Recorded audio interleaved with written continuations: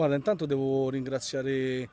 i ragazzi che oggi ci hanno messo veramente del loro, ma al di là di questo, sì, sicuramente la squadra è venuta a mancare di qualche pedina importante nelle partite scorse, ma adesso abbiamo fatto un discorso generale a tutta la rosa, quindi c'è l'impegno totale da parte di tutta quanta la rosa e quindi oggi è stata la dimostrazione che hanno preso al volo queste nostre parole della dirigenza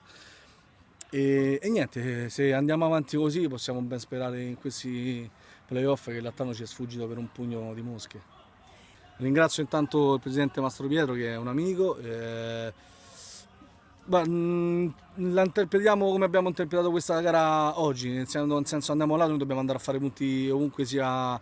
dove si svolge la gara, qua Sport City, Stella Azzurra, il 23, noi dobbiamo andare con questa rosa e con questa grinta determinata,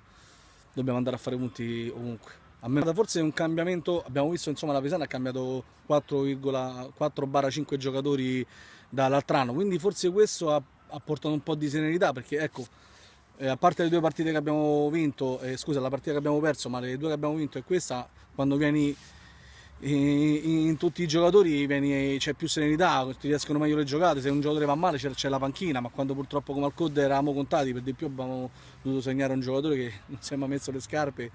e quindi comunque dei reparti vengono a mancare, ma quando non c'è nessuno in panchina per far cambi, quelli sono i risultati. Però c'è serenità, c'è voglia di fare, quel discorso sicuramente è servito a livello dirigenziale e niente, spero che la Pisana porti avanti questa grinta e questa determinazione sempre in nome di Andrea perché noi facciamo solamente tutto per lui. Grazie a Davide, alla prossima. Grazie a voi.